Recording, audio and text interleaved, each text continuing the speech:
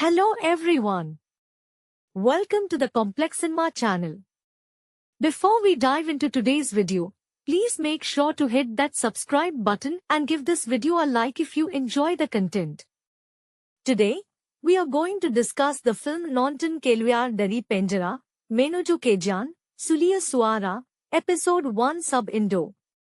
The story begins with a man emerging from the cold, suffocating confinement of a prison cell, his eyes adjusting to a world that moved on without him. This cinematic journey follows the protagonist whose spirit was forged in the fires of adversity. As he steps out into the blinding sunlight of freedom, the weight of his past presses against his shoulders, yet there is a hunger in his stride that speaks of unfinished business. This narrative draws clear inspiration from the classic trope of the underdog who loses everything only to realize that the bottom is the perfect foundation upon which to build a legacy. Behind the scenes, the production reflects the grit of its characters. The filmmakers poured their own experiences with personal limitation and societal barriers into the script, wanting the audience to feel the raw texture of a life lived on the fringes. The lead actor channels the intensity of real-world legends who transition from humble, often troubled beginnings to achieve professional mastery. He approaches the role with a visceral commitment, ensuring that every exhausted look and every spark of newfound ambition feels authentic. In this first episode, the pacing is deliberate, forcing us to witness the agonizing difficulty of re-entering a society that views the former inmate with suspicion. It is not just about physical liberation but the internal struggle to shed a criminal identity. The director uses long, sweeping shots to contrast the claustrophobia of the jail with the overwhelming vastness of the city, highlighting the hero's feeling of insignificance. As he navigates the initial hurdles of finding work and reconciling with a fractured past, it becomes clear that his path to glory will be paved with painful choices. What makes this performance stand out is the refusal to romanticize the struggle. Instead of a linear climb to the top, the character faces setbacks that test his resolve at every turn. It is a stark reminder that true growth often requires the total collapse of one's previous life. By rooting the drama in these realistic human complexities, the series elevates itself above a standard revenge tale, turning into a profound meditation on redemption and the relentless pursuit of self-worth in a world that rarely offers second chances. The protagonist, now adrift in the neon hum of the city, experiences freedom not as a grand triumph but as a disorienting shock. The silence of his cell has been replaced by a cacophony of indifference. As he wanders through the crowded streets, his movements remain guarded, a ghost of his former survival instincts still dictating his posture. He is a man haunted by the phantom limbs of a life he once knew, and the actor portrays this with a haunting stillness, using subtle shifts in gaze to convey a deep, lingering sense of displacement. Every interaction with a passerby feels like a silent confrontation, where he measures his worth against the skeptical eyes of strangers who perceive only the shadow of his criminal record. The narrative deepens as we see the hero return to the neighborhood that served as his childhood landscape, now transformed into an unrecognizable labyrinth of decay and gentrification. This setting is not just a backdrop but an active character, mirroring his own fractured sense of self. Memories of his early years, when he possessed a naive belief in justice, contrast sharply with the cynical reality of his adulthood. The filmmakers weave in fragmented flashbacks of his youth, revealing a boy who once dreamed of greatness before being swallowed by the systemic traps of poverty. This layering of past and present effectively communicates that his quest for glory is as much about reclaiming his dignity as it is about escaping his history. The emotional core of this episode lies in his solitary moments, where the mask of stoicism finally slips. There is a particularly piercing scene where he sits in a cramped, rented room, the walls pressing in with the same claustrophobia he left behind in prison. Here, the actor avoids grand displays of grief, opting for a quiet, trembling vulnerability that is far more devastating. It is in this profound isolation that his ambition begins to solidify, shifting from a vague desire for normalcy to a cold, calculated plan for ascension. The audience is invited to feel the weight of his loneliness, recognizing that he is not just fighting for a job or a home, but for the right to exist without the constant justification of his past actions. This is a catalyst for his evolution, the moment where the victim stops waiting for permission to change his fate and begins to sharpen his will into a weapon for survival. The transformation from a man defined by his confinement to one who seeks to command his own destiny is marked by a subtle but profound shift in his physical language. As the narrative progresses, the protagonist stops walking with the hunched, defensive posture of a hunted animal and begins to occupy space with an intentional, rhythmic confidence. This evolution is not presented as an overnight metamorphosis but as a grueling internal recalibration. The actor captures this by slowly shading the tremor in his hands and replacing his reactive, jumpy nature with a steady, watchful focus. He begins to observe the power dynamics of the city not as a bystander, but as a student of human ambition, mapping out the routes to influence with the same analytical mind he once used to survive the hierarchy of the prison yard. His journey is further complicated by the arrival of secondary characters who act as mirrors to his own past choices. One figure in particular, a former acquaintance now thriving in the grey areas of the law, forces the hero to confront the moral cost of his potential ascension. The dialogue in these scenes is spare and heavy, dripping with the unspoken history of their shared struggles. Here, the director emphasizes the contrast between those who adapted to the system and those who were broken by it. The hero is forced to decide whether he will climb the ladder of success by stepping on the heads of those who remember his vulnerabilities, or if he will forge a new, solitary path that risks total failure. The internal tension is palpable, manifesting in his refusal to accept cheap handouts or quick fixes that would compromise his newfound integrity. The atmospheric richness of the production continues to heighten the stakes. Every neon light reflecting in a rain-slicked alleyway serves as a reminder of the duality of his existence. He is simultaneously a ghost of his former life and a burgeoning force in the urban sprawl. The cinematography captures this isolation through tight, intimate framing that makes the bustling city feel strangely empty, reflecting his inability to truly connect with the people around him. He is a man carving out a fortress of ambition within a world that remains fundamentally hostile to his return. This process of self-actualization is gritty and unpolished, devoid of the glossy finish usually associated with rags to riches stories. Instead, it feels like the hard, calloused work of a man who knows that his only way forward is to turn his past trauma into a shield, proving that he is not a product of his imprisonment, but the architect of his own inevitable, hard-won victory. As the narrative arc deepens, the protagonist begins to infiltrate the circles of power he once viewed only from the gutter. His transition from a passive victim of circumstance to a proactive architect of his fate is portrayed with a chilling level of precision. The actor meticulously strips away the raw, desperate edge of his early days, replacing it with a calculated, glacial calm.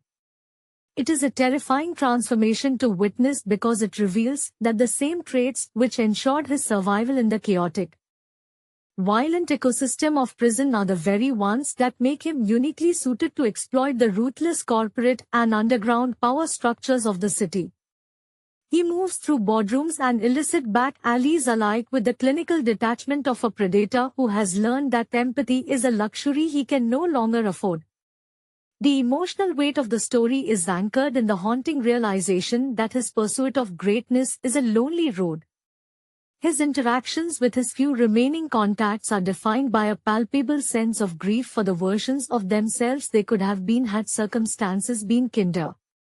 One particular scene captures this beautifully as he sits across from a former mentor who has lost his way in the hedonism of the illicit trade.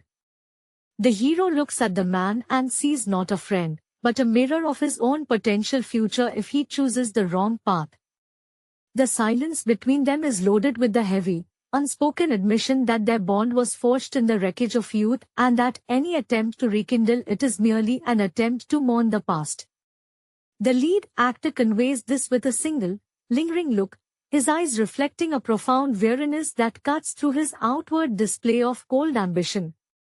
His relentless drive is fueled by a desire to sanitize his history, to bury the criminal record under layers of undeniable achievement. Yet, the story refuses to let him forget the scars of his imprisonment. Nightmares of the cold concrete walls and the claustrophobic rhythm of incarceration continue to plague him, serving as a reminder that he can never truly leave his past behind. He can only outrun it. These moments of psychological unraveling are masterfully contrasted with his public face of unflappable competence. It creates a tension that keeps the viewer perpetually uneasy, as we wait for the thin veneer of his success to shatter.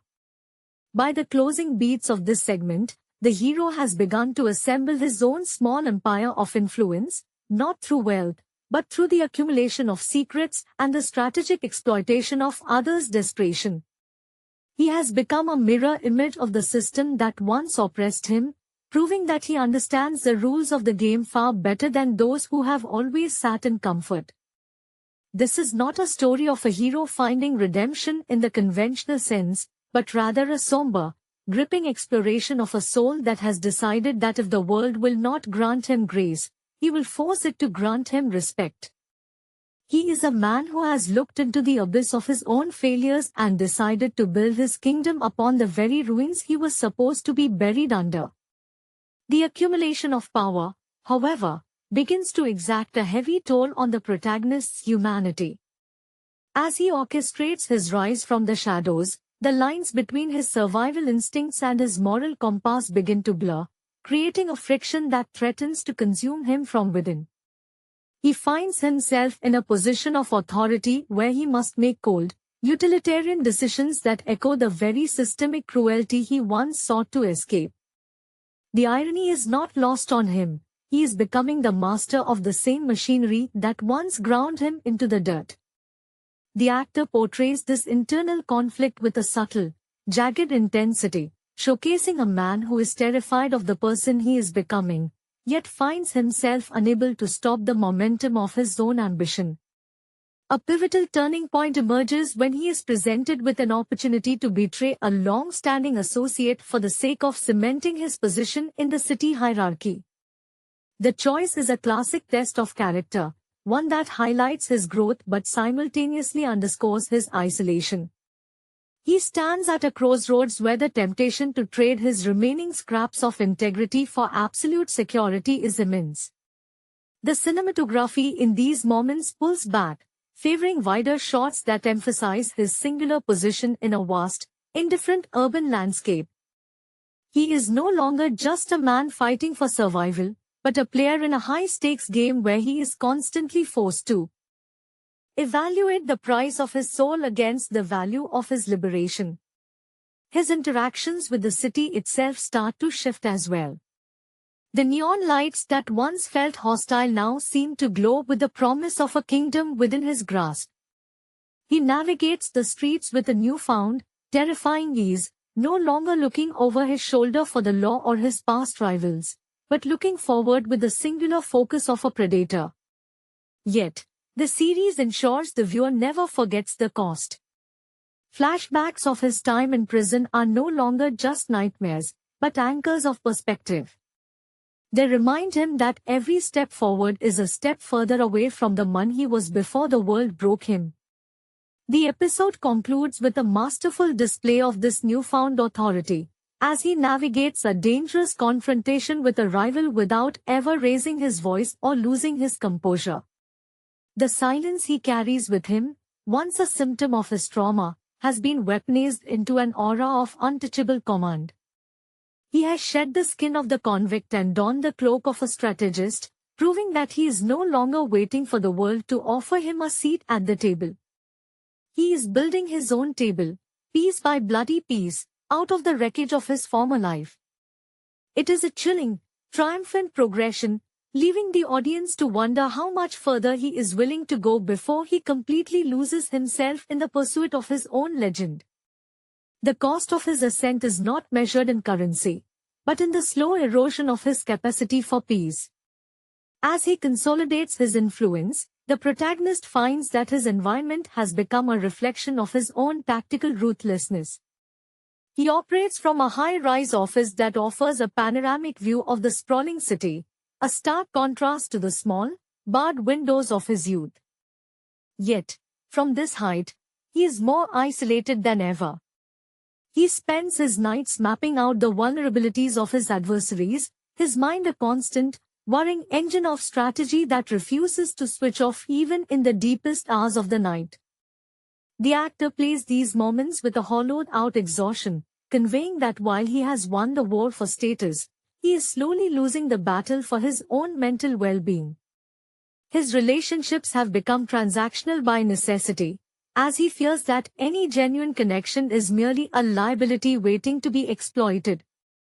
When he encounters those who still remember him as he was before the prison walls claimed his innocence, he remains distant, his eyes veiled with a protective, icy armor. He knows that to reveal his vulnerabilities would be to invite the same judgment that once confined him. There is a profound tragedy in his interactions, specifically with a former lover who still sees the man he used to be. He watches her with a look of intense longing, yet he remains physically and emotionally immovable, terrified that acknowledging his humanity will weaken his resolve and expose him to the forces he is actively working to dismantle. The series continues to layer in the psychological toll through recurring sensory motifs. The sound of a heavy steel door slamming shut or the smell of industrial cleaning agents often triggers brief, visceral tremors in his hands, a reminder of the conditioning he cannot scrub away. The director masterfully uses these jarring flashes to show that he is still fundamentally tethered to his past. He is not a man who has conquered his history, but one who is desperately trying to rewrite its ending. His ambition has mutated into an addiction, a constant pursuit of further power to insulate himself from the recurring fear that he will one day be dragged back into the darkness. This segment of his journey brings him face to face with the realization that he has become a mirror image of the very figures he once loathed. He manages a situation involving a young man who has recently been released from the same facility that held him, witnessing the same desperation and confusion he once felt. He sees himself in the youth's frantic eyes and, for a brief, breathless moment, the mask off. His cold composure shatters. He offers the boy a lifeline, not out of altruism, but out of a desperate, hidden desire to prove that he is not entirely defined by his cruelty. It is a flickering spark of grace in an otherwise bleak landscape, proving that even as he hardens his exterior to survive the heights of power, the man trapped beneath the armor is still fighting for a scrap of redemption. He stands at the window, watching the city pulse with the same indifferent heartbeat, realizing that the kingdom he has built is a fortress that keeps him just as imprisoned as the walls he once broke through. The protagonist stands at the precipice of his transformation, staring out at the urban sprawl that serves as both his conquest and his cage. The weight of his decisions has begun to manifest in his physical presence, replacing his once frantic, survivalist energy with a heavy, deliberate stillness. He moves through his own world with the calculated caution of a man who knows the structural weaknesses of the power he has spent so long assembling. This stage of his development reveals a man who has learned that control is not about raw aggression, but about the ability to remain unmoved while everything around him shifts and fractures. The emotional toll of this elevation is particularly evident in the way he handles the silence of his own home. While the office is a place of performance and projection, his living space is a sterile sanctuary where the lack of human presence feels like a judgment. The actor conveys this through an almost ritualistic approach to his daily routine, as if keeping his environment in rigid, predictable order is the only way to prevent his fractured psyche from splintering further. He avoids mirrors, not out of vanity, but because he fears the ghost that looks back at him, a specter of the man who still feels the chill of the prison floor beneath his feet.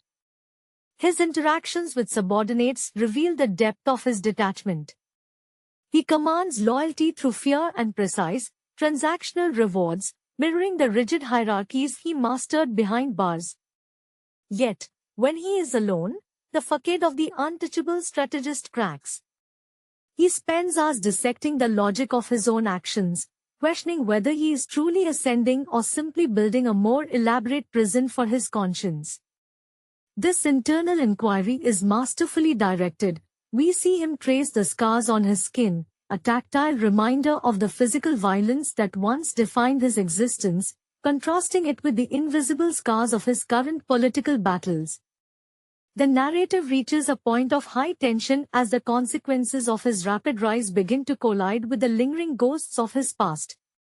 An old adversary re-emerges, not with a weapon, but with knowledge of his origins, threatening to collapse the careful facade of legitimacy he has constructed. The confrontation is a masterclass in psychological warfare. The hero does not lash out. Instead, he employs a terrifying, quiet clarity, demonstrating that he has transcended the need for violence by mastering the art of systemic destruction. He dismantles his enemy by exposing the same vulnerabilities he once struggled to hide in himself. In this moment of cold victory, the tragedy of his character is laid bare. He has successfully risen to the top of his chosen ladder, only to realize that the view from the summit confirms his worst fears. He is entirely alone. He has traded his freedom for control, and his soul for security. As the episode draws to a close, the director focuses on his expression, stripping away the armor of the strategist for one final, devastating look of regret. He is the master of his domain, a man who has reached the zenith of his ambition, yet he remains shackled to the memory of the prisoner he used to be. The triumph is total, and yet, it feels indistinguishable from a slow, deliberate defeat. As the final act of this chapter unfolds, the protagonist finds himself presiding over an empire built on cold logic and calculated silence. The city, which once seemed like an insurmountable adversary, now bows to the quiet gravity of his presence. Yet, the physical environment of his success serves as a profound irony. He sits in glass-walled offices that overlook the streets where he was once treated as invisible, but the transparency of his workspace only deepens his sense of isolation. The actor portrays this with a masterful, haunting detachment, his movements fluid and precise, lacking the frantic urgency of his early days of freedom. He has achieved the status he once obsessed over, but it has arrived at the cost of his ability to feel the texture of ordinary life. The narrative focuses on his internal landscape, which has become a desolate, echoing space where the memories of his imprisonment are no longer intruders, but permanent residents. He begins to see the architecture of his own success as a sophisticated reflection of the prison he left behind. The floor-to-ceiling windows act as a new kind of bar, and the high-stakes negotiations he conducts mirror the brutal, power-obsessed exchanges of his past. He realizes that by successfully navigating the system to escape his victimhood, he has become the very thing he fought against. This realization does not lead to a breakdown, but to a profound, chilling acceptance that survival often demands the sacrifice of one's own humanity. He encounters a young protégé, a mirror of his younger self, and watches with a complex mixture of pity and resentment. He sees the same fire in the youth, the same desperate need to prove his worth, and he understands that he is currently the architect of this young man's eventual corruption. He provides guidance not with warmth, but with a clinical, detached instruction on how to destroy one's enemies, effectively grooming the next generation to suffer the same hollow victory he currently inhabits. It is a haunting performance, as the actor conveys a flicker of desire to save the boy, only to bury it beneath a mask of professional apathy. The closing sequence of this narrative arc is a somber reflection on the nature of redemption.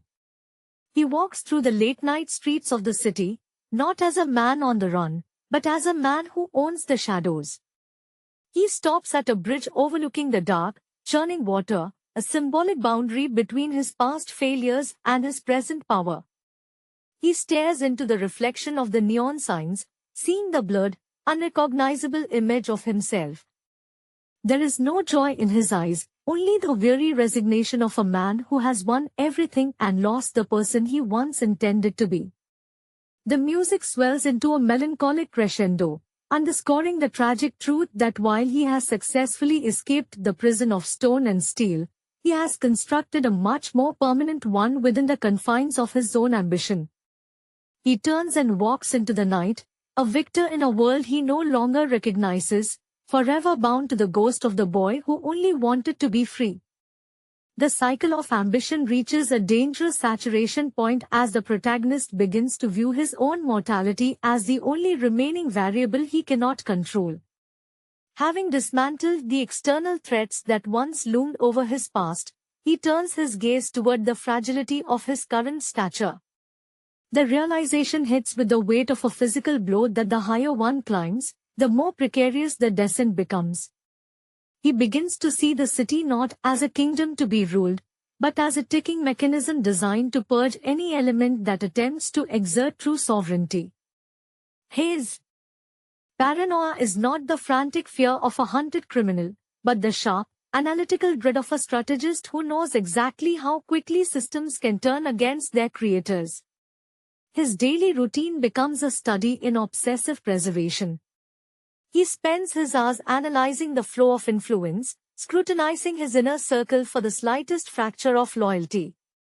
The actor brings a chilling dimension to this phase, portraying the character with a stillness that suggests he is constantly listening for the sound of his own foundation cracking.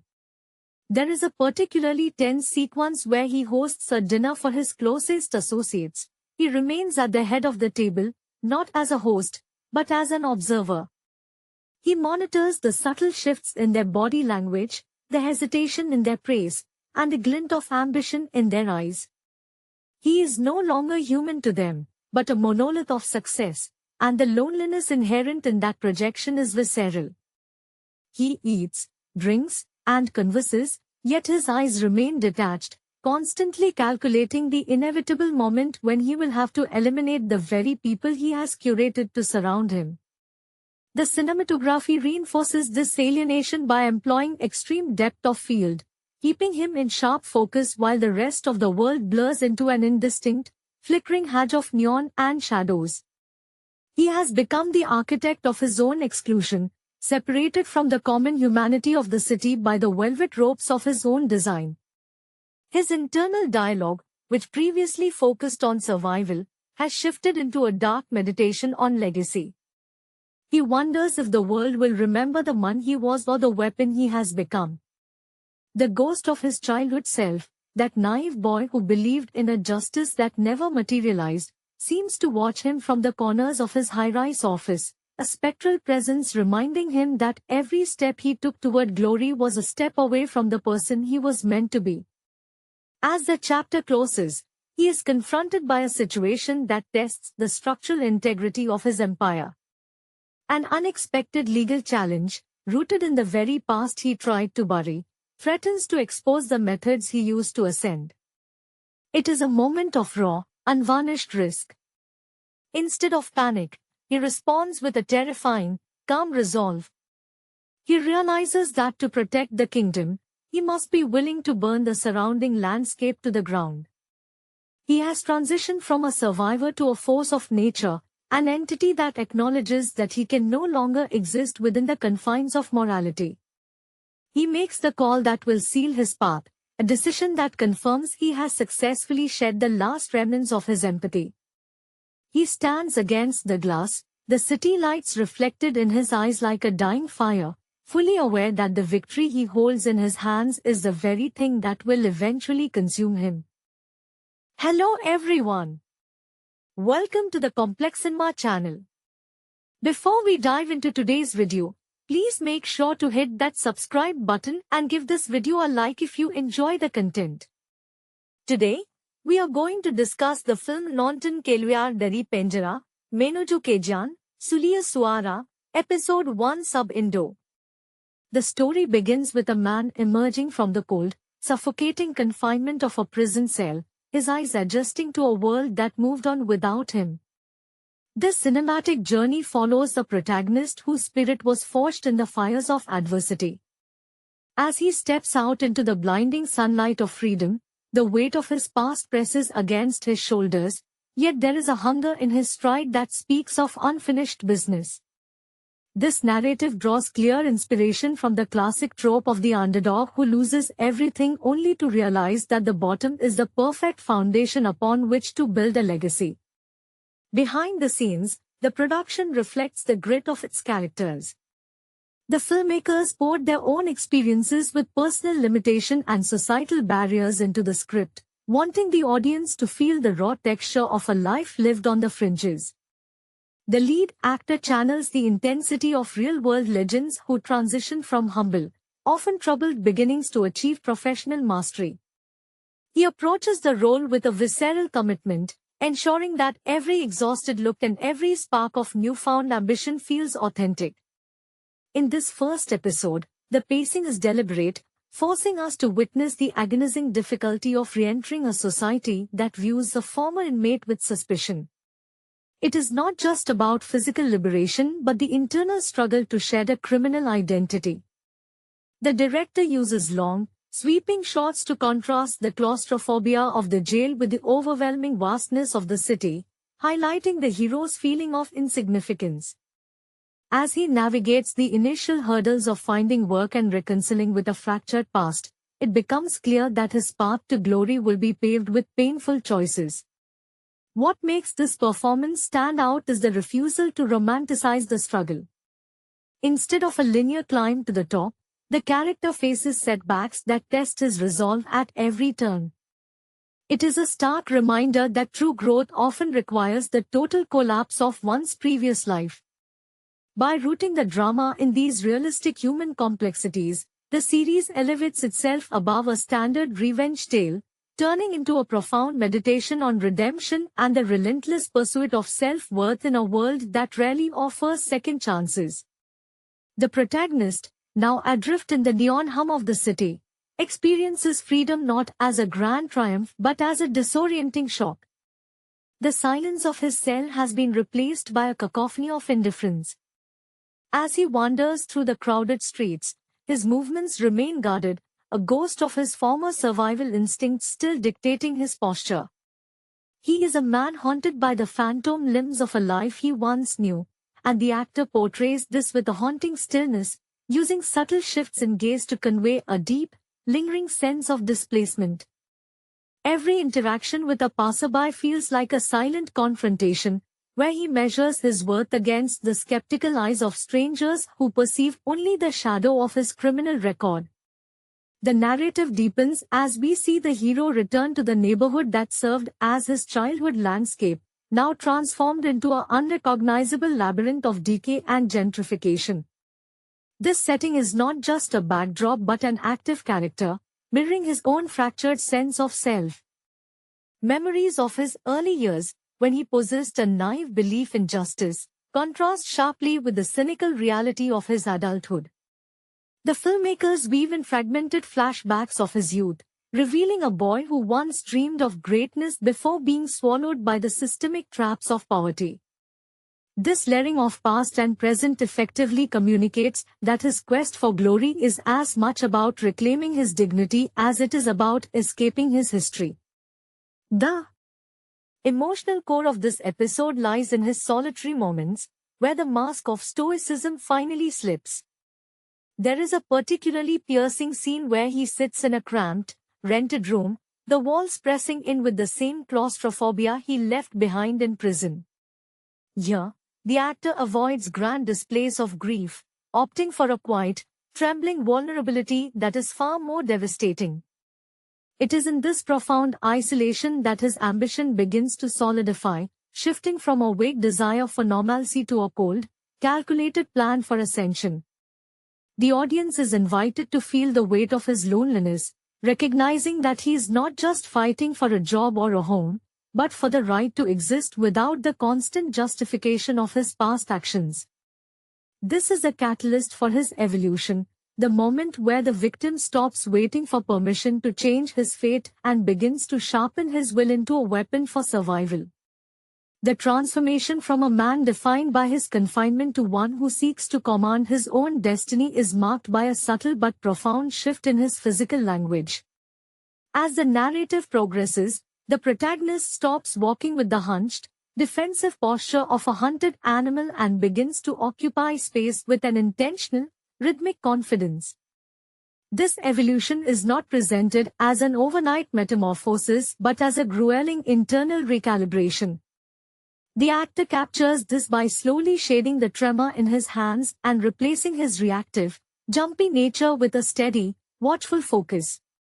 He begins to observe the power dynamics of the city not as a bystander, but as a student of human ambition, mapping out the routes to influence with the same analytical mind he once used to survive the hierarchy of the prison yard. His journey is further complicated by the arrival of secondary characters who act as mirrors to his own past choices. One figure in particular, a former acquaintance now thriving in the grey areas of the law, forces the hero to confront the moral cost of his potential ascension. The dialogue in these scenes is spare and heavy, dripping with the unspoken history of their shared struggles. Here, the director emphasizes the contrast between those who adapted to the system and those who were broken by it. The hero is forced to decide whether he will climb the ladder of success by stepping on the heads of those who remember his vulnerabilities, or if he will forge a new, solitary path that risks total failure. The internal tension is palpable, manifesting in his refusal to accept cheap handouts or quick fixes that would compromise his newfound integrity. The atmospheric richness of the production continues to heighten the stakes. Every neon light reflecting in a rain-slicked alleyway serves as a reminder of the duality of his existence. He is simultaneously a ghost of his former life and a burgeoning force in the urban sprawl. The cinematography captures this isolation through tight, intimate framing that makes the bustling city feel strangely empty, reflecting his inability to truly connect with the people around him. He is a man carving out a fortress of ambition within a world that remains fundamentally hostile to his return. This process of self-actualization is gritty and unpolished, devoid of the glossy finish usually associated with rags to riches stories. Instead, it feels like the hard, calloused work of a man who knows that his only way forward is to turn his past trauma into a shield, proving that he is not a product of his imprisonment, but the architect of his own inevitable, hard-won victory. As the narrative arc deepens, the protagonist begins to infiltrate the circles of power he once viewed only from the gutter. His transition from a passive victim of circumstance to a proactive architect of his fate is portrayed with a chilling level of precision. The actor meticulously strips away the raw, desperate edge of his early days, replacing it with a calculated, glacial calm. It is a terrifying transformation to witness because it reveals that the same traits which ensured his survival in the chaotic, violent ecosystem of prison are the very ones that make him uniquely suited to exploit the ruthless corporate and underground power structures of the city. He moves through boardrooms and illicit back alleys alike with the clinical detachment of a predator who has learned that empathy is a luxury he can no longer afford. The emotional weight of the story is anchored in the haunting realization that his pursuit of greatness is a lonely road. His interactions with his few remaining contacts are defined by a palpable sense of grief for the versions of themselves they could have been had circumstances been kinder. One particular scene captures this beautifully as he sits across from a former mentor who has lost his way in the hedonism of the illicit trade. The hero looks at the man and sees not a friend, but a mirror of his own potential future if he chooses the wrong path. The silence between them is loaded with the heavy, unspoken admission that their bond was forged in the wreckage of youth and that any attempt to rekindle it is merely an attempt to mourn the past. The lead actor conveys this with a single, lingering look, his eyes reflecting a profound weariness that cuts through his outward display of cold ambition. His relentless drive is fueled by a desire to sanitize his history, to bury the criminal record under layers of undeniable achievement. Yet, the story refuses to let him forget the scars of his imprisonment. Nightmares of the cold concrete walls and the claustrophobic rhythm of incarceration continue to plague him, serving as a reminder that he can never truly leave his past behind. He can only outrun it.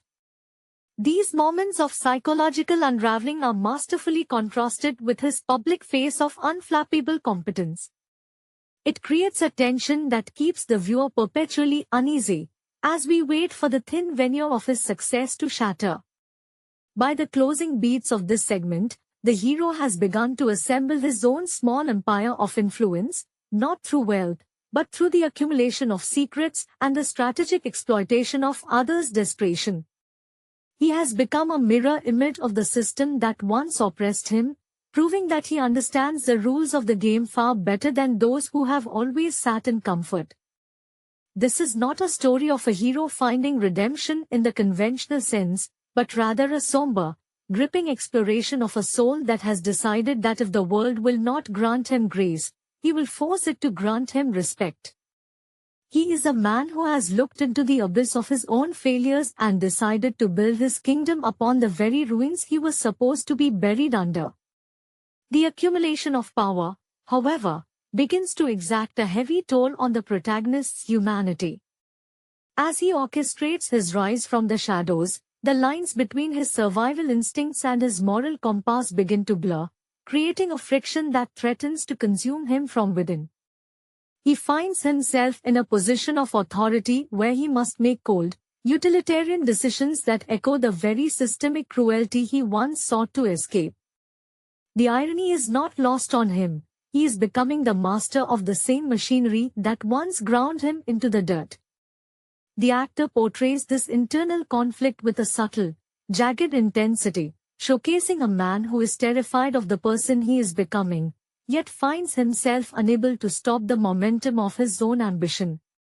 A pivotal turning point emerges when he is presented with an opportunity to betray a long-standing associate for the sake of cementing his position in the city hierarchy. The choice is a classic test of character, one that highlights his growth but simultaneously underscores his isolation. He stands at a crossroads where the temptation to trade his remaining scraps of integrity for absolute security is immense. The cinematography in these moments pulls back, favoring wider shots that emphasize his singular position in a vast, indifferent urban landscape. He is no longer just a man fighting for survival, but a player in a high-stakes game where he is constantly forced to evaluate the price of his soul against the value of his liberation. His interactions with the city itself start to shift as well. The neon lights that once felt hostile now seem to glow with the promise of a kingdom within his grasp. He navigates the streets with a newfound, terrifying ease, no longer looking over his shoulder for the law or his past rivals, but looking forward with the singular focus of a predator. Yet, the series ensures the viewer never forgets the cost. Flashbacks of his time in prison are no longer just nightmares, but anchors of perspective. They remind him that every step forward is a step further away from the man he was before the world broke him.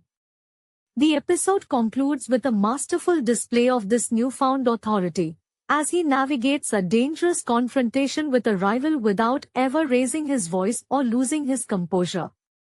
The silence he carries with him, once a symptom of his trauma, has been weaponized into an aura of untouchable command. He has shed the skin of the convict and donned the cloak of a strategist, proving that he is no longer waiting for the world to offer him a seat at the table. He is building his own table, piece by bloody piece, out of the wreckage of his former life.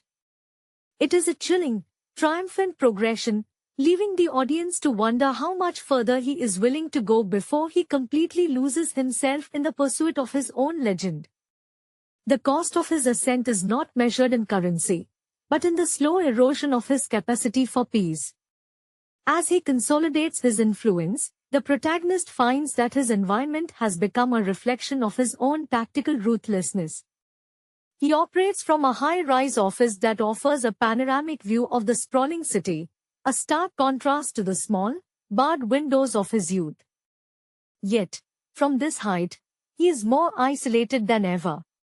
He spends his nights mapping out the vulnerabilities of his adversaries, his mind a constant, whirring engine of strategy that refuses to switch off even in the deepest hours of the night.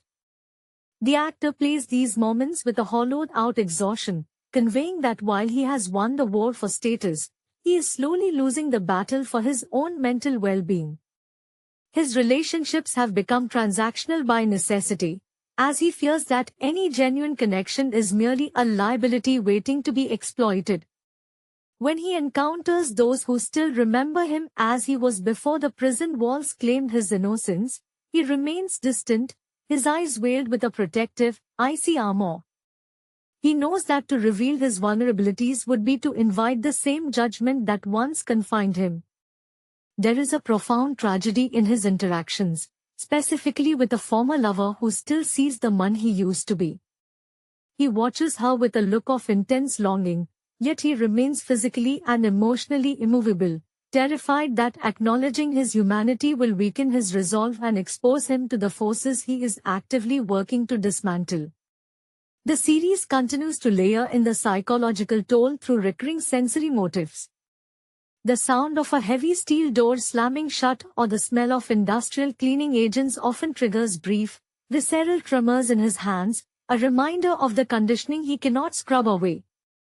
The director masterfully uses these jarring flashes to show that he is still fundamentally tethered to his past. He is not a man who has conquered his history, but one who is desperately trying to rewrite its ending.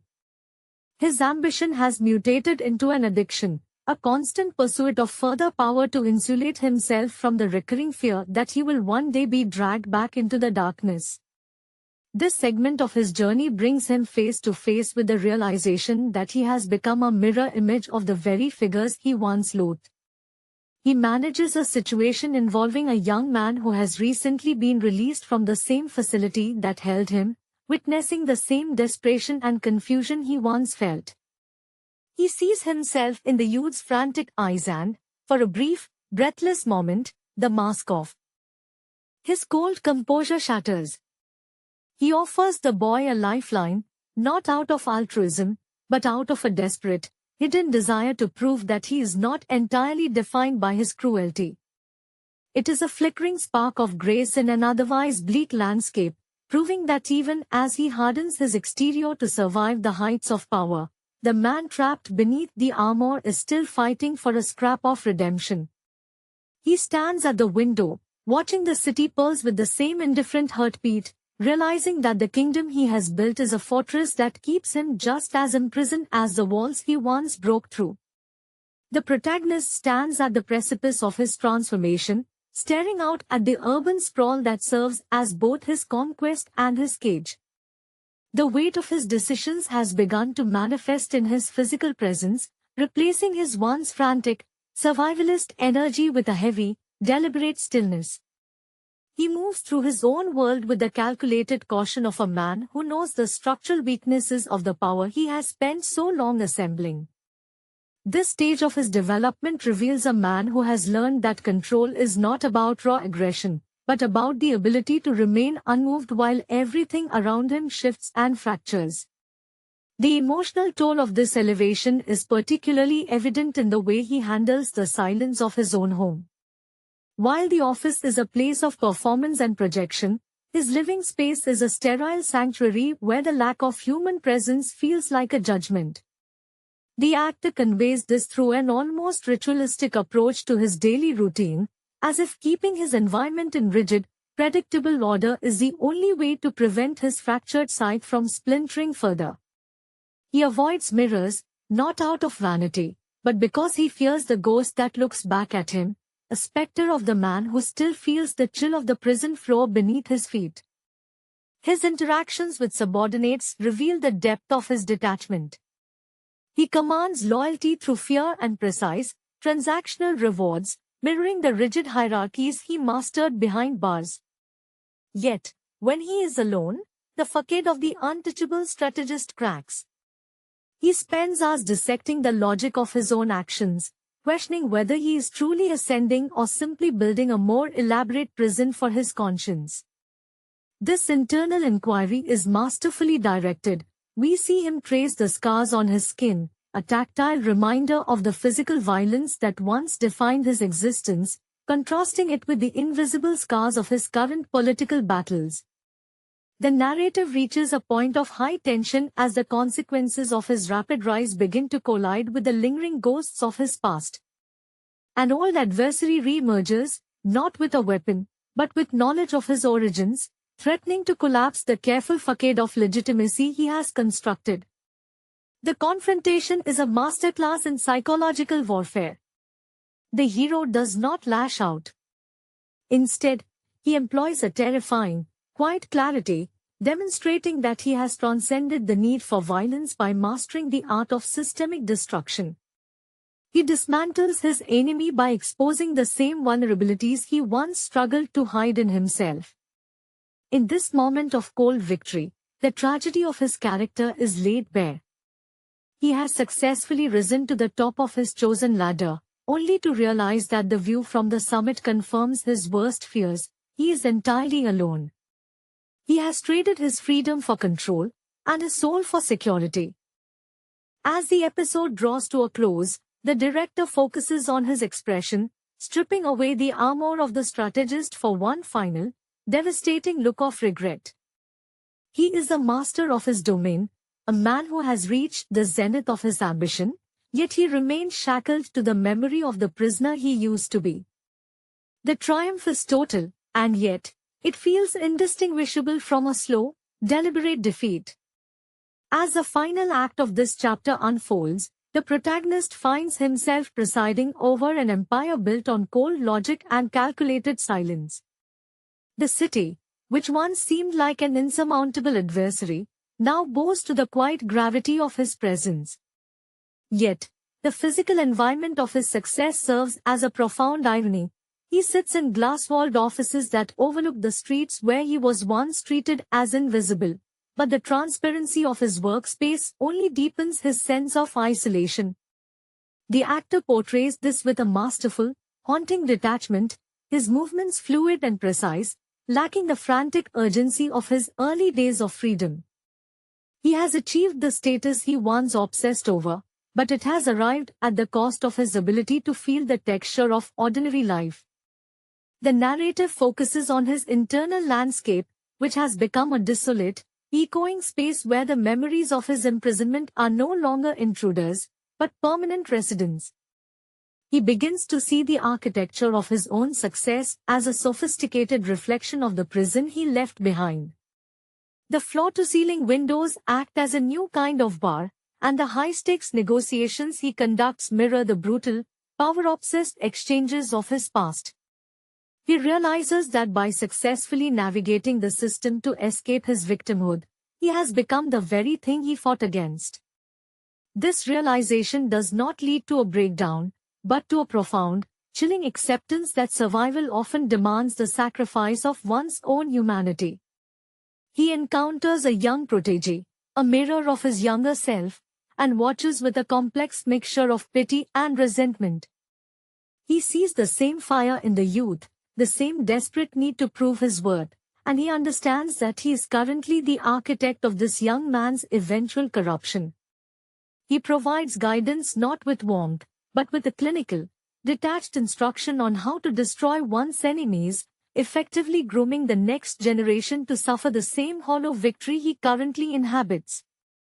It is a haunting performance, as the actor conveys a flicker of desire to save the boy, only to bury it beneath a mask of professional apathy.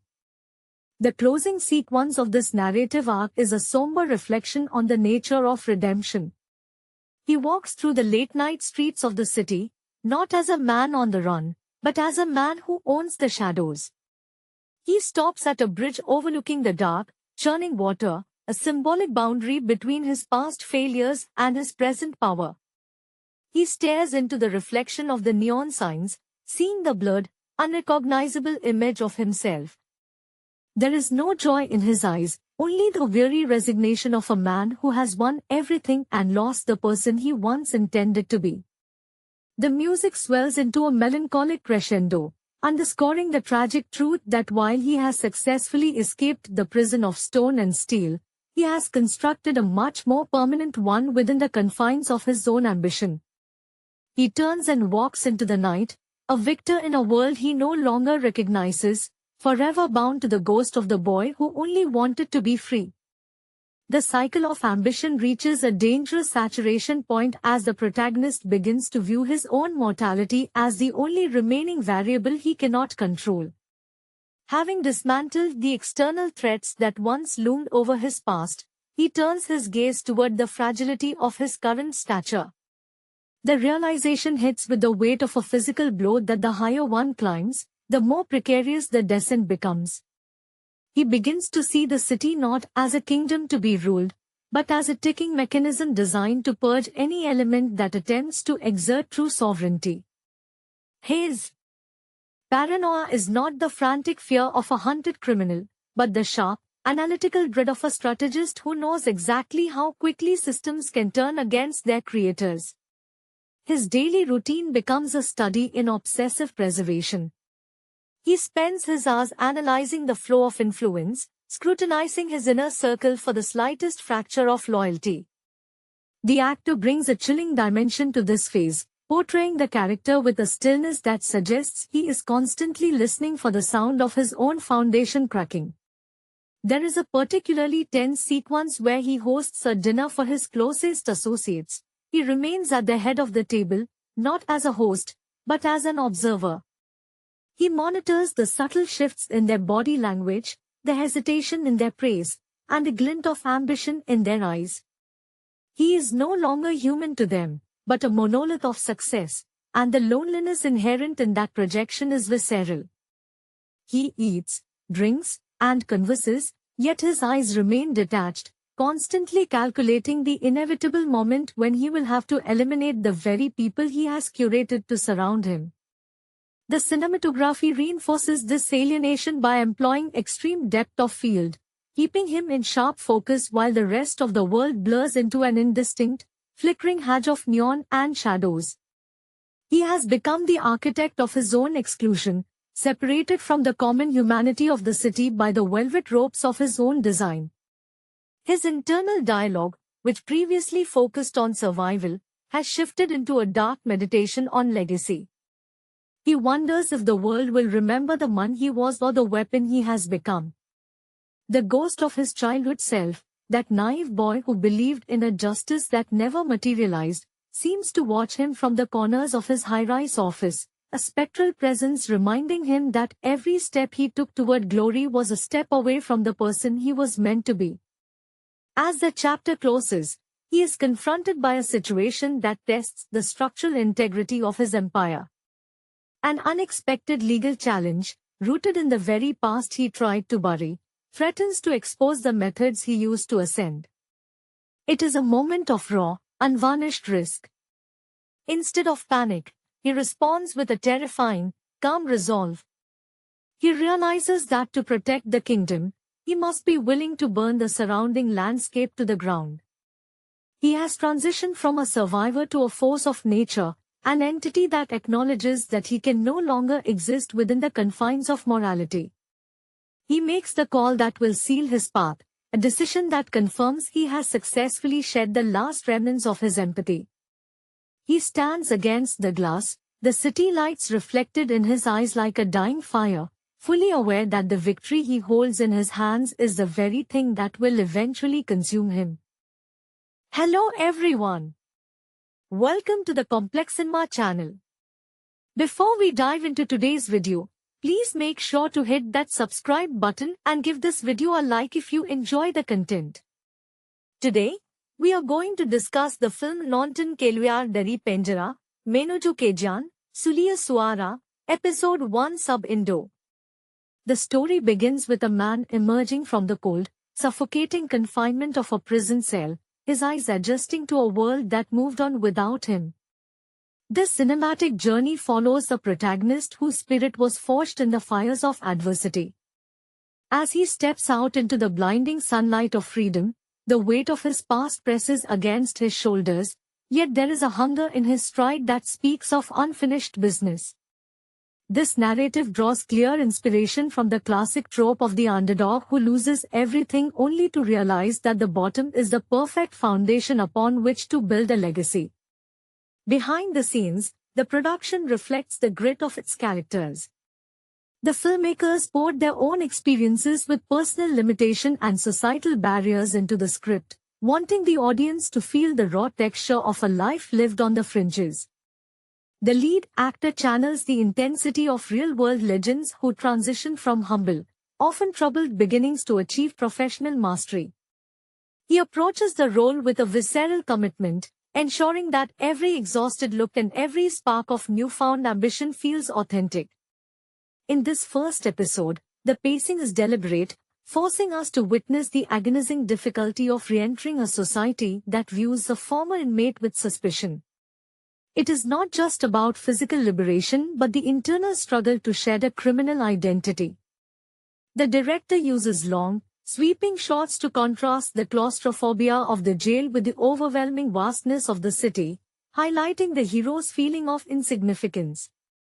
As he navigates the initial hurdles of finding work and reconciling with a fractured past, it becomes clear that his path to glory will be paved with painful choices. What makes this performance stand out is the refusal to romanticize the struggle. Instead of a linear climb to the top, the character faces setbacks that test his resolve at every turn.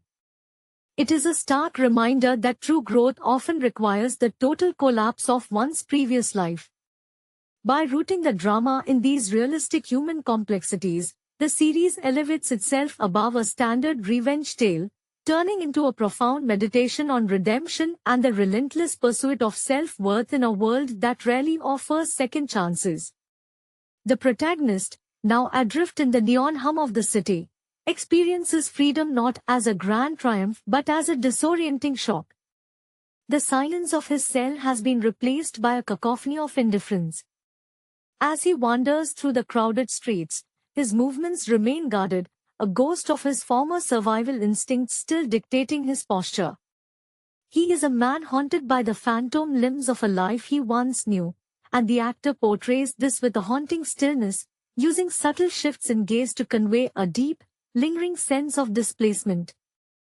Every interaction with a passerby feels like a silent confrontation, where he measures his worth against the skeptical eyes of strangers who perceive only the shadow of his criminal record. The narrative deepens as we see the hero return to the neighborhood that served as his childhood landscape, now transformed into an unrecognizable labyrinth of decay and gentrification. This setting is not just a backdrop but an active character, mirroring his own fractured sense of self. Memories of his early years, when he possessed a naive belief in justice, contrast sharply with the cynical reality of his adulthood. The filmmakers weave in fragmented flashbacks of his youth, revealing a boy who once dreamed of greatness before being swallowed by the systemic traps of poverty. This layering of past and present effectively communicates that his quest for glory is as much about reclaiming his dignity as it is about escaping his history. The emotional core of this episode lies in his solitary moments, where the mask of stoicism finally slips. There is a particularly piercing scene where he sits in a cramped, rented room, the walls pressing in with the same claustrophobia he left behind in prison. Here, the actor avoids grand displays of grief, opting for a quiet, trembling vulnerability that is far more devastating. It is in this profound isolation that his ambition begins to solidify, shifting from a vague desire for normalcy to a cold, calculated plan for ascension. The audience is invited to feel the weight of his loneliness, recognizing that he is not just fighting for a job or a home, but for the right to exist without the constant justification of his past actions. This is a catalyst for his evolution, the moment where the victim stops waiting for permission to change his fate and begins to sharpen his will into a weapon for survival. The transformation from a man defined by his confinement to one who seeks to command his own destiny is marked by a subtle but profound shift in his physical language. As the narrative progresses, the protagonist stops walking with the hunched, defensive posture of a hunted animal and begins to occupy space with an intentional, rhythmic confidence. This evolution is not presented as an overnight metamorphosis but as a grueling internal recalibration. The actor captures this by slowly shading the tremor in his hands and replacing his reactive, jumpy nature with a steady, watchful focus.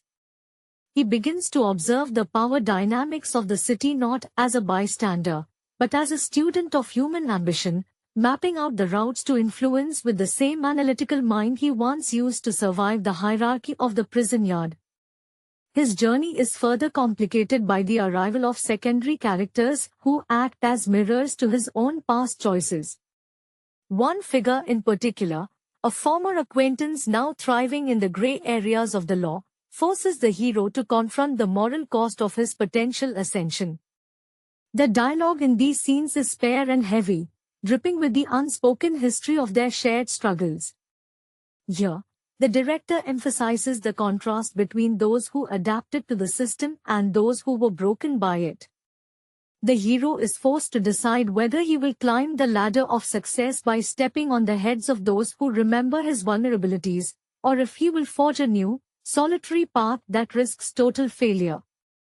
The internal tension is palpable, manifesting in his refusal to accept cheap handouts or quick fixes that would compromise his newfound integrity. The atmospheric richness of the production continues to heighten the stakes. Every neon light reflecting in a rain-slicked alleyway serves as a reminder of the duality of his existence. He is simultaneously a ghost of his former life and a burgeoning force in the urban sprawl. The cinematography captures this isolation through tight, intimate framing that makes the bustling city feel strangely empty, reflecting his inability to truly connect with the people around him. He is a man carving out a fortress of ambition within a world that remains fundamentally hostile to his return. This process of self-actualization is gritty and unpolished, devoid of the glossy finish usually associated with rags to riches stories. Instead, it feels like the hard, calloused work of a man who knows that his only way forward is to turn his past trauma into a shield, proving that he is not a product of his imprisonment, but the architect of his own inevitable, hard-won victory. As the narrative arc deepens, the protagonist begins to infiltrate the circles of power he once viewed only from the gutter. His transition from a passive victim of circumstance to a proactive architect of his fate is portrayed with a chilling level of precision. The actor meticulously strips away the raw, desperate edge of his early days, replacing it with a calculated, glacial calm.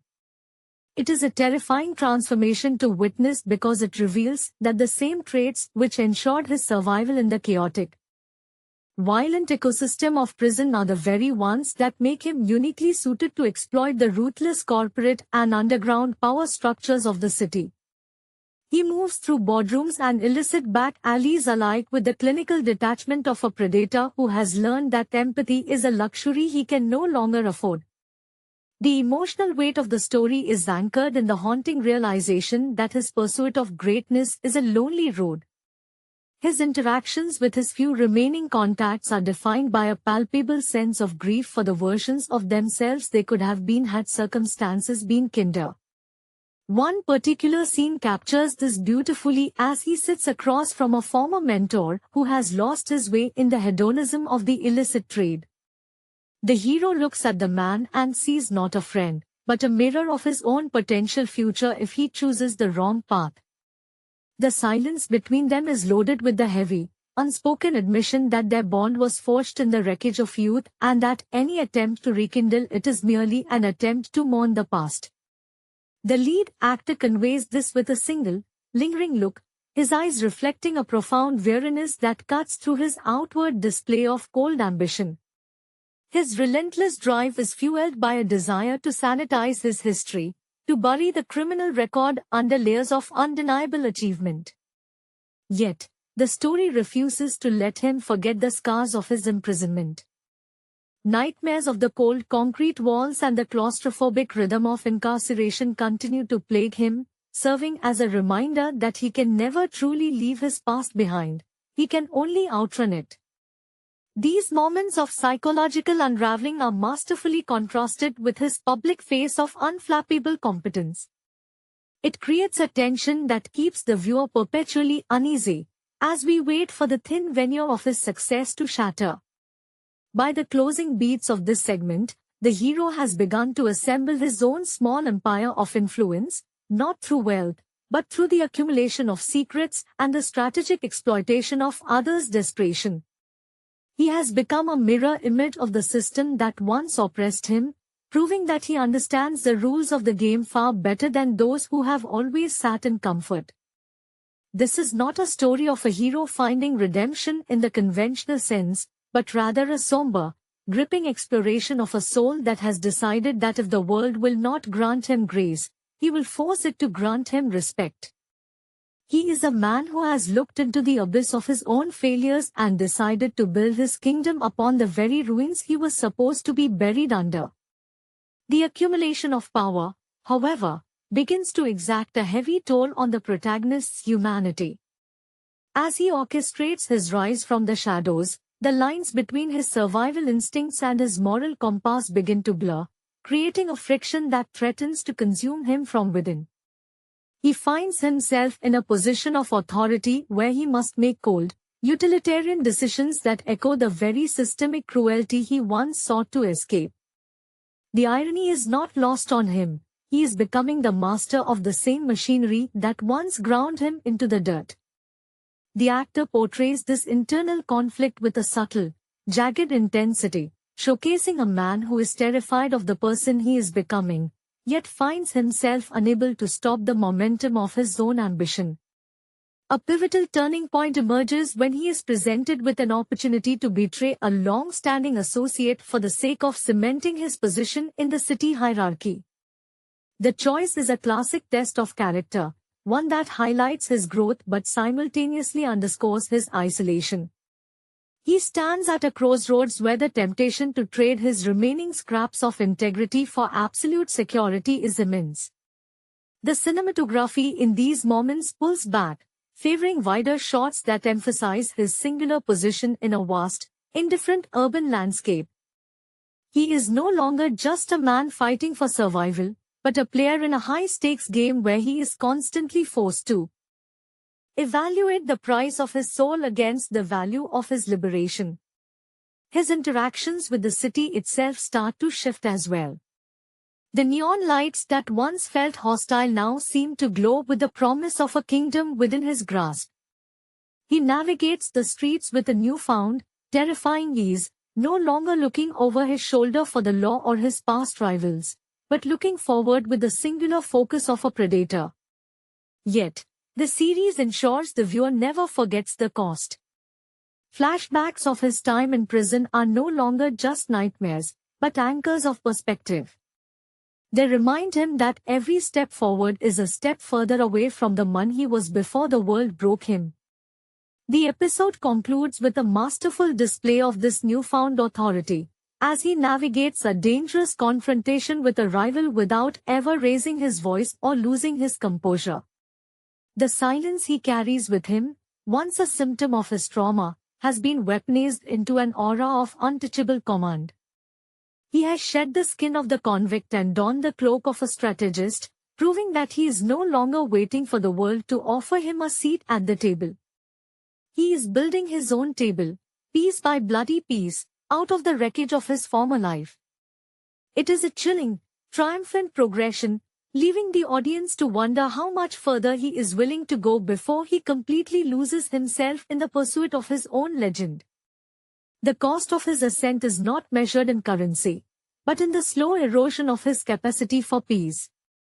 As he consolidates his influence, the protagonist finds that his environment has become a reflection of his own tactical ruthlessness. He operates from a high-rise office that offers a panoramic view of the sprawling city, a stark contrast to the small, barred windows of his youth. Yet, from this height, he is more isolated than ever. He spends his nights mapping out the vulnerabilities of his adversaries, his mind a constant, whirring engine of strategy that refuses to switch off even in the deepest hours of the night. The actor plays these moments with a hollowed-out exhaustion, conveying that while he has won the war for status, he is slowly losing the battle for his own mental well-being. His relationships have become transactional by necessity, as he fears that any genuine connection is merely a liability waiting to be exploited. When he encounters those who still remember him as he was before the prison walls claimed his innocence, he remains distant, his eyes veiled with a protective, icy armor. He knows that to reveal his vulnerabilities would be to invite the same judgment that once confined him. There is a profound tragedy in his interactions, specifically with a former lover who still sees the man he used to be. He watches her with a look of intense longing, yet he remains physically and emotionally immovable, terrified that acknowledging his humanity will weaken his resolve and expose him to the forces he is actively working to dismantle. The series continues to layer in the psychological toll through recurring sensory motifs. The sound of a heavy steel door slamming shut or the smell of industrial cleaning agents often triggers brief, visceral tremors in his hands, a reminder of the conditioning he cannot scrub away. The director masterfully uses these jarring flashes to show that he is still fundamentally tethered to his past. He is not a man who has conquered his history, but one who is desperately trying to rewrite its ending. His ambition has mutated into an addiction, a constant pursuit of further power to insulate himself from the recurring fear that he will one day be dragged back into the darkness. This segment of his journey brings him face to face with the realization that he has become a mirror image of the very figures he once loathed. He manages a situation involving a young man who has recently been released from the same facility that held him, witnessing the same desperation and confusion he once felt. He sees himself in the youth's frantic eyes and, for a brief, breathless moment, the mask off. His cold composure shatters. He offers the boy a lifeline, not out of altruism, but out of a desperate, hidden desire to prove that he is not entirely defined by his cruelty. It is a flickering spark of grace in an otherwise bleak landscape, proving that even as he hardens his exterior to survive the heights of power, the man trapped beneath the armor is still fighting for a scrap of redemption. He stands at the window, watching the city pulse with the same indifferent heartbeat, realizing that the kingdom he has built is a fortress that keeps him just as imprisoned as the walls he once broke through. The protagonist stands at the precipice of his transformation, staring out at the urban sprawl that serves as both his conquest and his cage. The weight of his decisions has begun to manifest in his physical presence, replacing his once frantic, survivalist energy with a heavy, deliberate stillness. He moves through his own world with the calculated caution of a man who knows the structural weaknesses of the power he has spent so long assembling. This stage of his development reveals a man who has learned that control is not about raw aggression, but about the ability to remain unmoved while everything around him shifts and fractures. The emotional toll of this elevation is particularly evident in the way he handles the silence of his own home. While the office is a place of performance and projection, his living space is a sterile sanctuary where the lack of human presence feels like a judgment. The actor conveys this through an almost ritualistic approach to his daily routine, as if keeping his environment in rigid, predictable order is the only way to prevent his fractured sight from splintering further. He avoids mirrors, not out of vanity, but because he fears the ghost that looks back at him, a specter of the man who still feels the chill of the prison floor beneath his feet. His interactions with subordinates reveal the depth of his detachment. He commands loyalty through fear and precise, transactional rewards, mirroring the rigid hierarchies he mastered behind bars. Yet, when he is alone, the facade of the untouchable strategist cracks. He spends hours dissecting the logic of his own actions, questioning whether he is truly ascending or simply building a more elaborate prison for his conscience. This internal inquiry is masterfully directed. We see him trace the scars on his skin, a tactile reminder of the physical violence that once defined his existence, contrasting it with the invisible scars of his current political battles. The narrative reaches a point of high tension as the consequences of his rapid rise begin to collide with the lingering ghosts of his past. An old adversary re-emerges, not with a weapon, but with knowledge of his origins, threatening to collapse the careful facade of legitimacy he has constructed. The confrontation is a masterclass in psychological warfare. The hero does not lash out. Instead, he employs a terrifying, quiet clarity, demonstrating that he has transcended the need for violence by mastering the art of systemic destruction. He dismantles his enemy by exposing the same vulnerabilities he once struggled to hide in himself. In this moment of cold victory, the tragedy of his character is laid bare. He has successfully risen to the top of his chosen ladder, only to realize that the view from the summit confirms his worst fears. He is entirely alone. He has traded his freedom for control, and his soul for security. As the episode draws to a close, the director focuses on his expression, stripping away the armor of the strategist for one final, devastating look of regret. He is the master of his domain, a man who has reached the zenith of his ambition, yet he remains shackled to the memory of the prisoner he used to be. The triumph is total, and yet, it feels indistinguishable from a slow, deliberate defeat. As the final act of this chapter unfolds, the protagonist finds himself presiding over an empire built on cold logic and calculated silence. The city, which once seemed like an insurmountable adversary, now bows to the quiet gravity of his presence. Yet, the physical environment of his success serves as a profound irony. He sits in glass-walled offices that overlook the streets where he was once treated as invisible, but the transparency of his workspace only deepens his sense of isolation. The actor portrays this with a masterful, haunting detachment, his movements fluid and precise, lacking the frantic urgency of his early days of freedom. He has achieved the status he once obsessed over, but it has arrived at the cost of his ability to feel the texture of ordinary life. The narrative focuses on his internal landscape, which has become a desolate, echoing space where the memories of his imprisonment are no longer intruders, but permanent residents.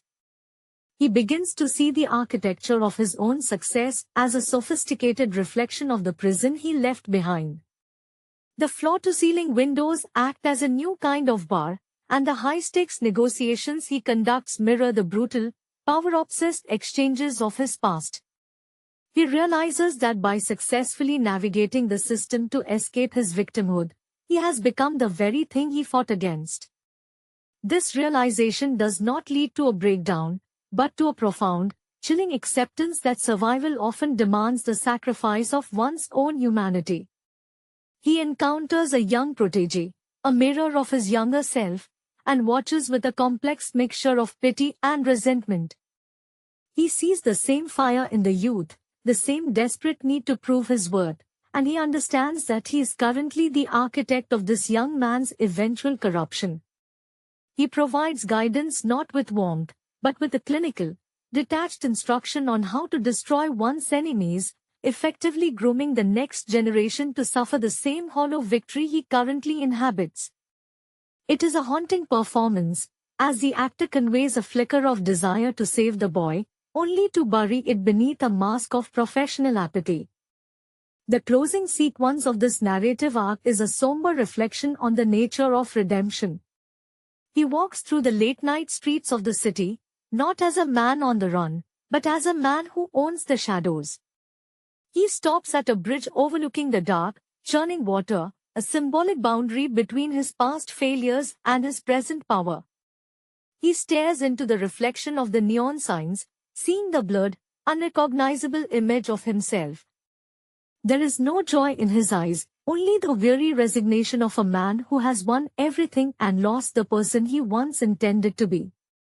The music swells into a melancholic crescendo, underscoring the tragic truth that while he has successfully escaped the prison of stone and steel, he has constructed a much more permanent one within the confines of his own ambition.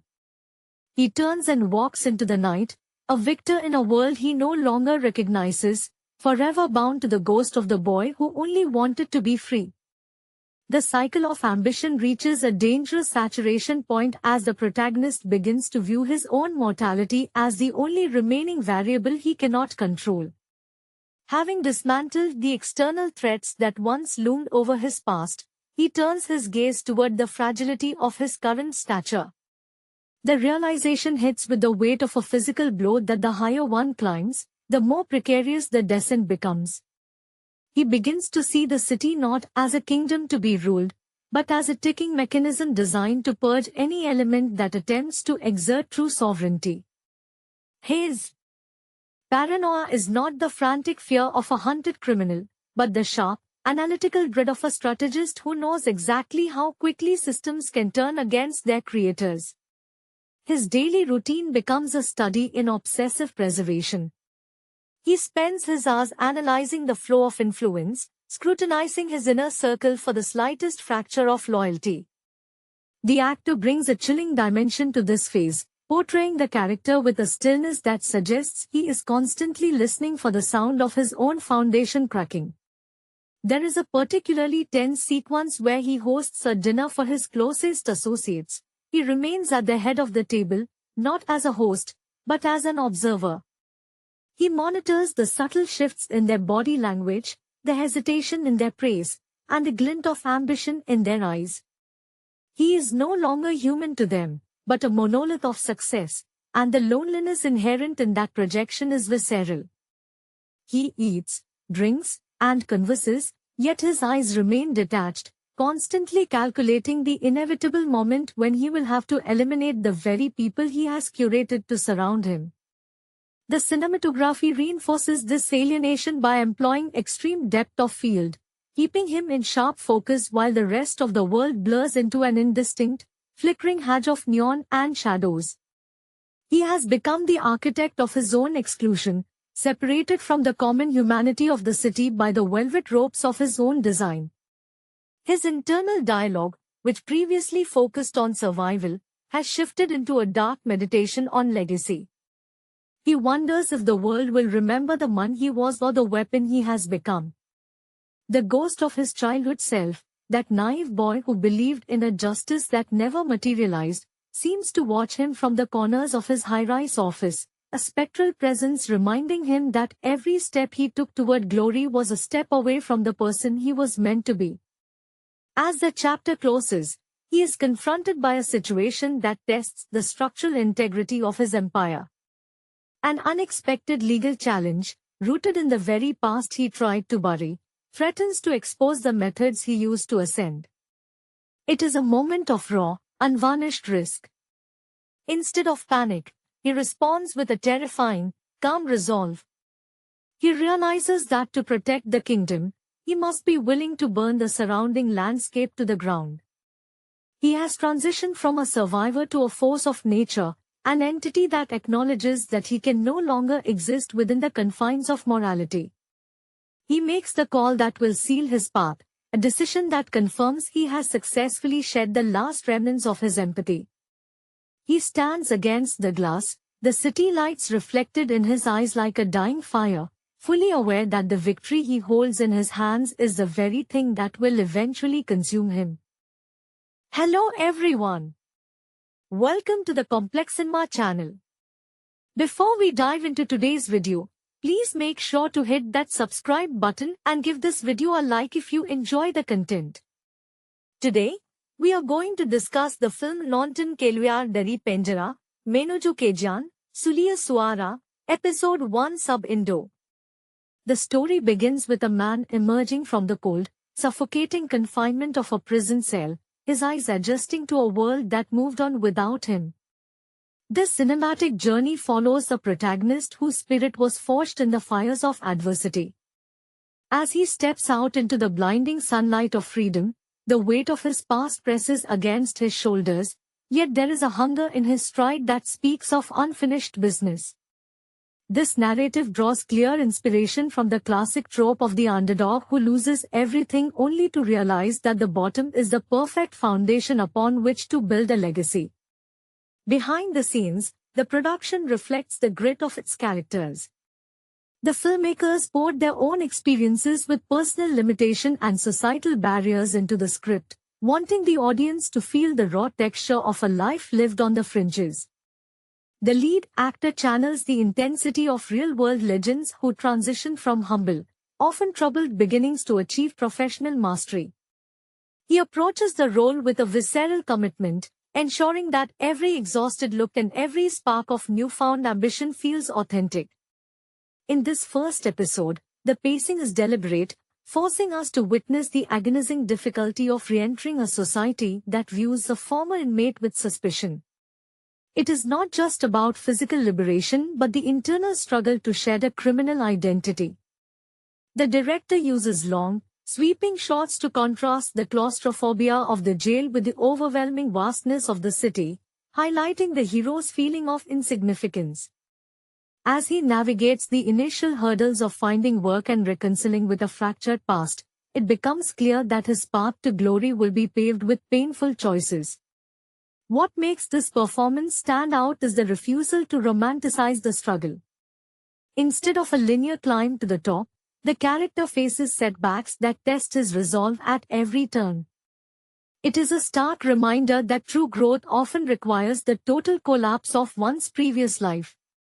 By rooting the drama in these realistic human complexities, the series elevates itself above a standard revenge tale, turning into a profound meditation on redemption and the relentless pursuit of self-worth in a world that rarely offers second chances. The protagonist, now adrift in the neon hum of the city, experiences freedom not as a grand triumph but as a disorienting shock. The silence of his cell has been replaced by a cacophony of indifference. As he wanders through the crowded streets, his movements remain guarded, a ghost of his former survival instincts still dictating his posture. He is a man haunted by the phantom limbs of a life he once knew, and the actor portrays this with a haunting stillness, using subtle shifts in gaze to convey a deep, lingering sense of displacement. Every interaction with a passerby feels like a silent confrontation, where he measures his worth against the skeptical eyes of strangers who perceive only the shadow of his criminal record. The narrative deepens as we see the hero return to the neighborhood that served as his childhood landscape, now transformed into an unrecognizable labyrinth of decay and gentrification. This setting is